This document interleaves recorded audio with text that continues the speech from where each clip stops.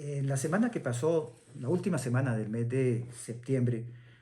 tuvimos oportunidad de compartir por la honrosa invitación que nos hizo la Corte Constitucional Colombiana, compartir con los estudiosos del derecho constitucional algunas inquietudes para efectos de construir un ámbito de diálogo y de discusión en torno a lo que es la jurisprudencia constitucional, los precedentes constitucionales, su fortaleza. Y el tema tenía que ver básicamente con la constitucionalización del derecho administrativo, pero en un contexto de diálogo constitucional. El derecho administrativo no puede verse por fuera del derecho constitucional. Es más, esa clasificación para mí no existe en la medida en que el ordenamiento jurídico es uno solo. Participamos, vuelvo, insisto, en el debate sobre la constitucionalización del derecho administrativo, compartiendo con dos excelentes juristas, la doctora Estela Conto del Castillo, es magistrada del Consejo de Estado, y el doctor Maximiliano Aramburu. Tuvimos la oportunidad de debatir temas diversos sobre esto de la constitucionalización en un contexto de diálogo. Lo más importante es el diálogo que debe existir para construir, mantener y fortalecer las instituciones desde el punto de vista de la actividad judicial. Cinco ideas me llevaron a este planteamiento, o cinco subideas, básicamente. Subtemas de un tema central importante en la construcción del derecho administrativo y de la consolidación de un derecho administrativo fuerte en Colombia con fundamentos constitucionales. Era hablar sobre algunos pronunciamientos de la jurisdicción contenciosa y de la jurisdicción constitucional sobre un tema, vuelvo, insisto, vacilar, que es el tema en materia de derecho contencioso administrativo, obviamente dentro del contexto del derecho administrativo, de la no caducidad de los medios de control establecidos en la Ley 1437 en los eventos de ocurrencia de hechos, sucesos que tengan que ver con lesa humanidad.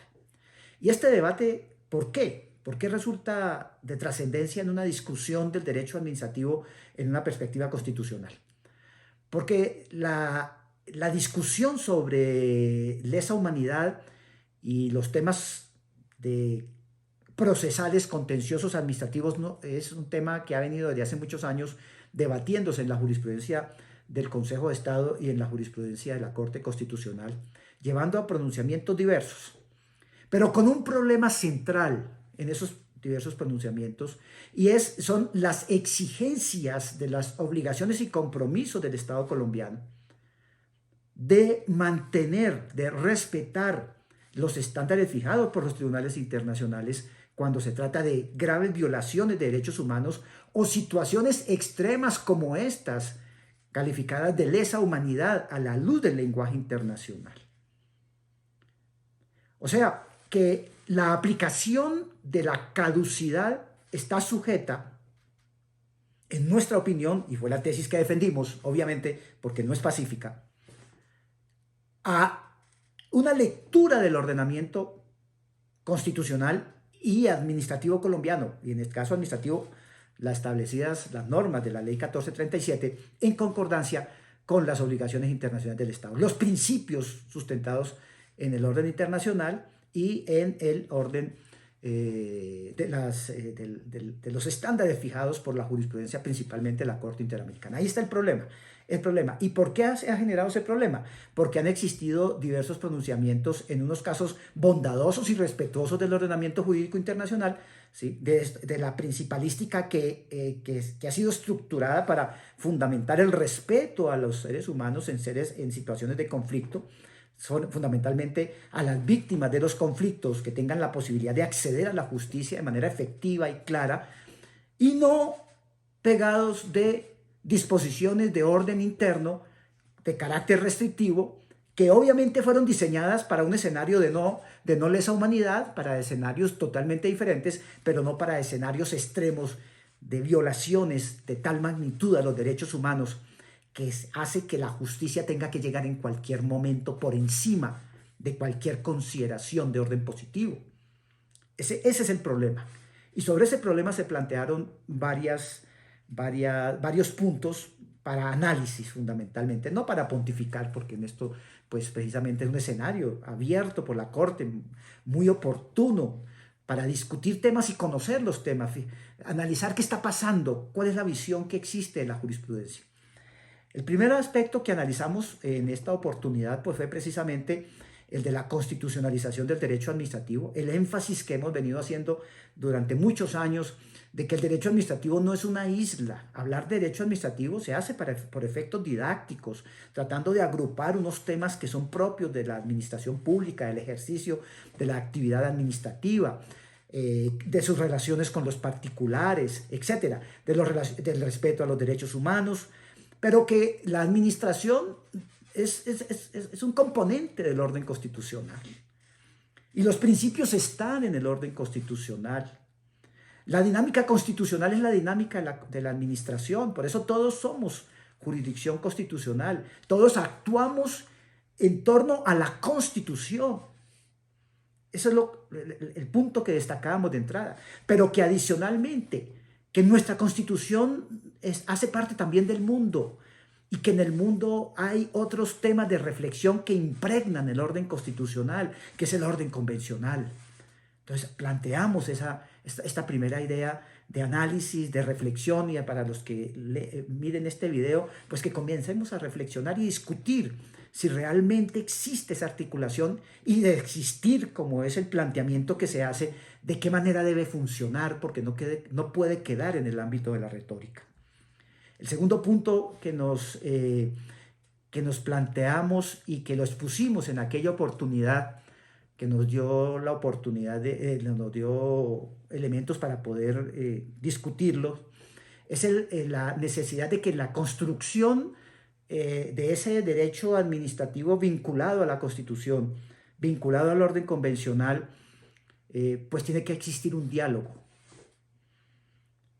Que no se trata de una constitución, la nuestra por lo menos, hecha de manera jerarquizada en la construcción de la jurisprudencia. Que los grandes temas del Estado deben ser objeto de discusión, de diálogo constructivo, de un diálogo abierto, deben tener un fundamento en una democracia deliberativa para fortalecer las decisiones que se deban tomar por cada uno de los órganos instituidos, en este caso por la Corte Constitucional o por el Consejo de Estado, que es el máximo órgano de la jurisdicción contenciosa administrativa, que en el momento en que se cierren esos diálogos hay conflictos o hay posiciones diversas que no le hacen nada bien ni al país, ni a las personas, y mucho menos a las víctimas dentro de un escenario de discusión de responsabilidad. Que por lo tanto la jurisprudencia debe construirse, en nuestra opinión, y así lo expresamos allá, en el caso de aquella jurisprudencia que involucra compromisos internacionales del Estado, como es aquella que debe aplicarse en el caso de la caducidad en los eventos de lesa humanidad, debe partir de un triple diálogo. Un diálogo fluido, constructivo, democrático, porque tiene que ser abierto, ¿no? Que debe permitir integrar a todos los sectores, entre la jurisprudencia de la Corte Interamericana de Derechos Humanos,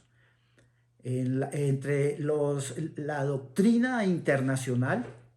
la jurisprudencia colombiana de la Corte Constitucional, que es muy importante, que es, diríamos, trascendente, y la jurisprudencia del Consejo de Estado. Ahí hay un diálogo tripartito que debe comenzar a instrumentarse, que nos está faltando en el ordenamiento jurídico a pesar de que las instituciones lo permiten, o que debe ser objeto de un tratamiento normativo a partir de reforma constitucional o legal, en ley estatutaria, por ejemplo, para que se abran esos cauces, se permita esa discusión, no para llegar a acuerdos transaccionales, pero sí para saber exactamente, ¿sí?, por dónde es que debe caminar la jurisprudencia. Son acuerdos conversacionales los que planteamos entre poderes públicos del Estado,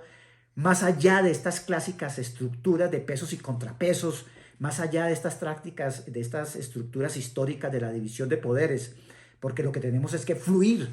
¿no?, y nutrir de democracia las decisiones también de la jurisprudencia.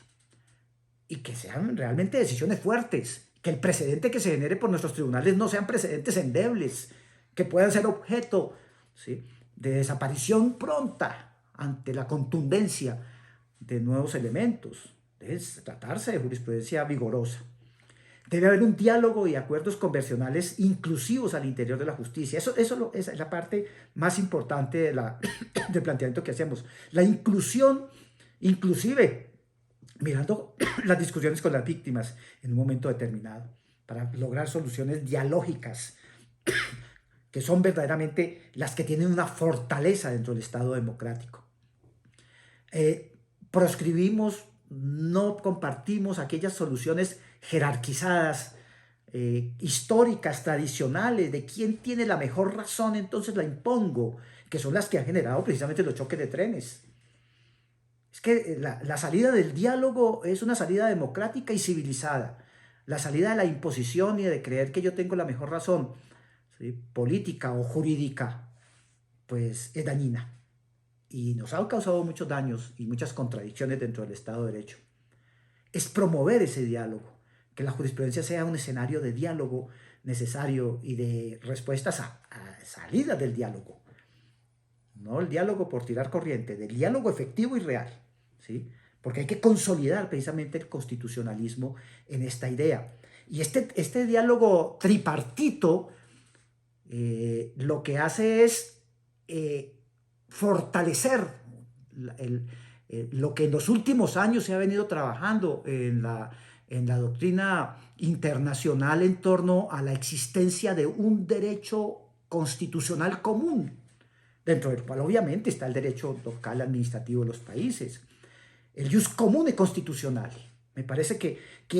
eso tiene un fuerte argumento y una razonabilidad en esa construcción de la forma como debe estar permeado este diálogo entre todos los países latinoamericanos a partir de unos estándares fijados en algo que construimos todos, que es precisamente la Convención Americana de Derechos Humanos, los tratados firmados por los países y las convenciones de derechos humanos. Ese jus constitucional me parece que es el elemento más importante, es la idea doctrinaria más importante que logra consolidar realmente lo que estamos planteando aquí de este diálogo tripartito.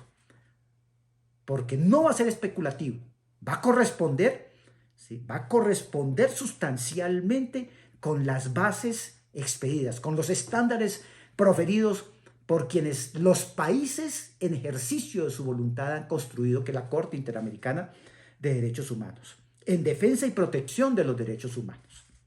Entonces me parece que ahí estamos trabajando esa idea, la hemos expuesto, la hemos defendido, obviamente quedó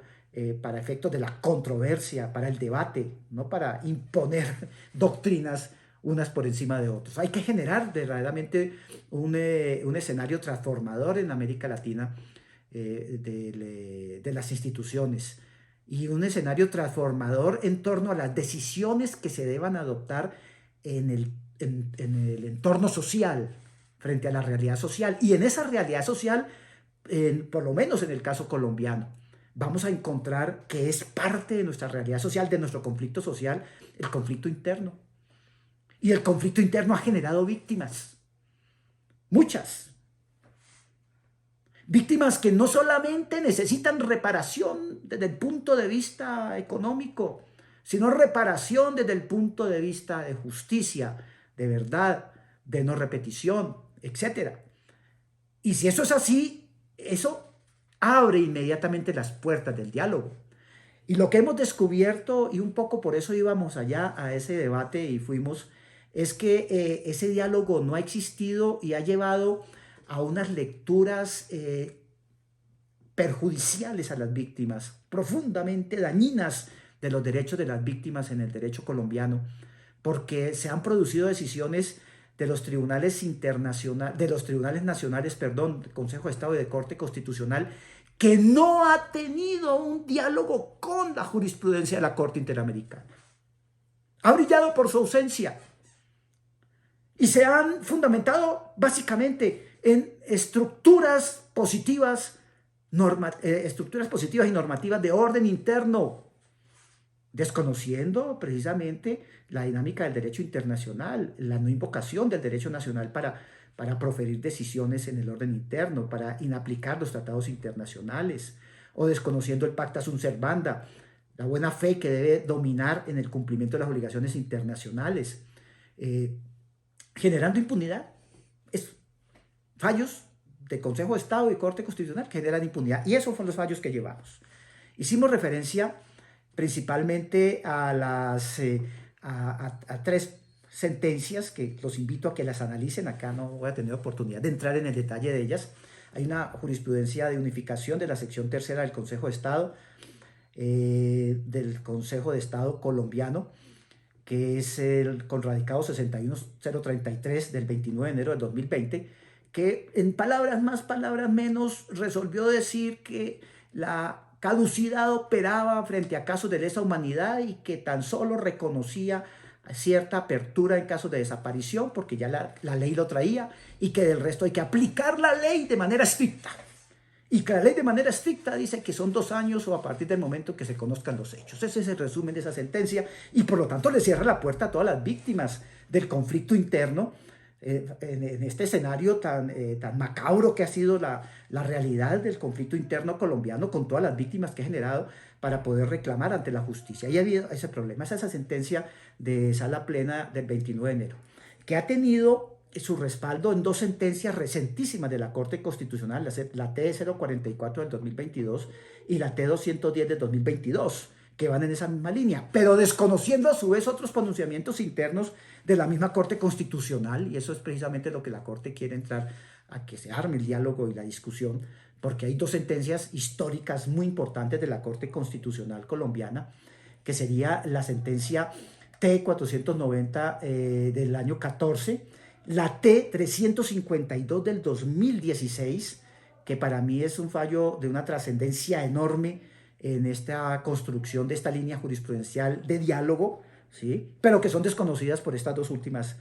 fallos. Fíjense, entonces estamos en un escenario de inseguridad jurídica absoluta frente a algo donde no debe haber inseguridad, es frente a las víctimas. Y por eso hay que propiciar este diálogo tripartito entre Corte Interamericana, Consejo de Estado, Corte Constitucional, de diálogos de fondo, sustanciales,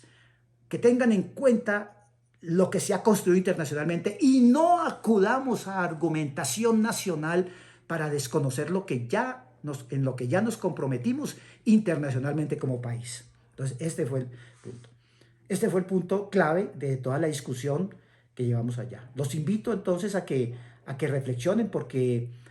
ya hay unos estándares fijados por la jurisprudencia internacional. Hay un fallo trascendente de los últimos años donde inclusive se invocan líneas jurisprudenciales del Consejo de Estado protectoras del derecho de las víctimas. Estoy haciendo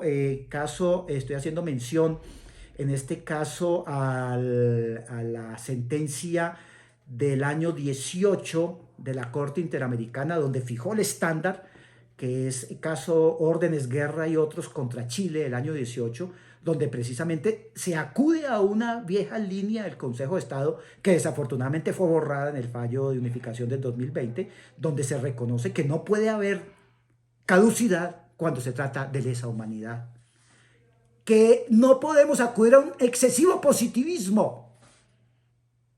a oponerle al tratado una norma procesal colombiana, que eso es una aberración desde la perspectiva del derecho internacional, de las reglas de interpretación y de la lógica que debe operar cuando se trata de respetar los derechos humanos. Muchas gracias.